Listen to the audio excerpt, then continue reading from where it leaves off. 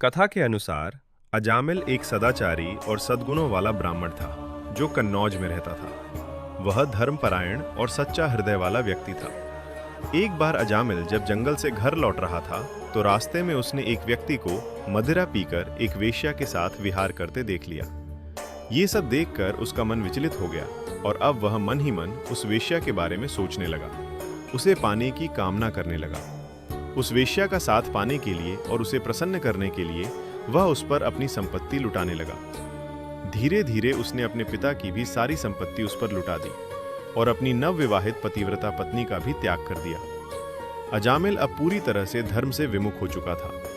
एक बार कुछ साधु उसके गांव में आए और उसके घर पर रात्रि में विश्राम करने की इच्छा जताई।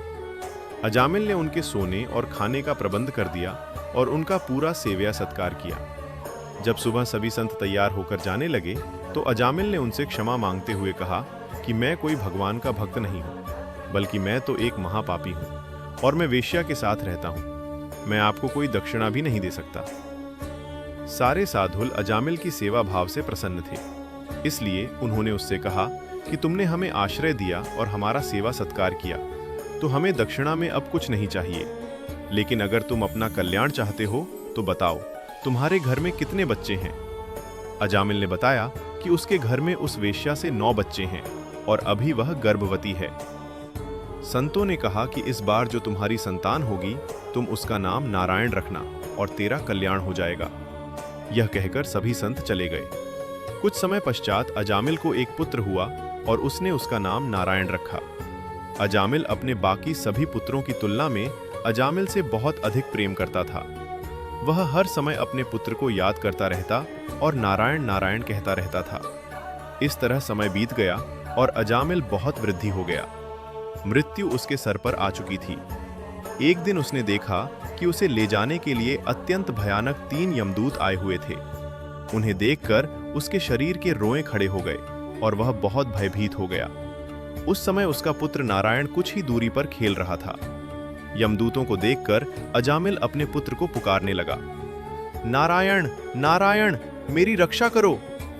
भगवान विष्णु के दूत और यमराज के दूत के बीच बहस।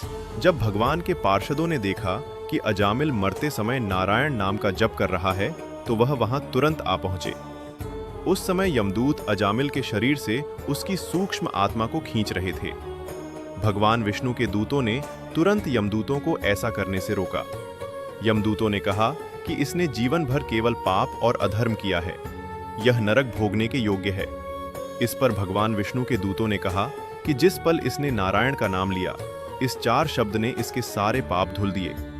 उन्होंने कहा कि तुम जिसको ले जा रहे हो, इसने सभी जन्मों के पापों का प्रायश्चित कर लिया है, क्योंकि इसने विवश होकर ही सही, लेकिन अंतिम समय में भगवान के कल्याणकारी नाम का उच्चारण किया है।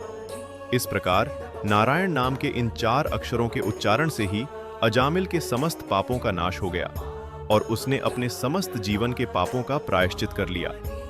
अपने अंतिम समय में उसे नारायण का नाम लेने से मोक्ष की प्राप्ति हो गई।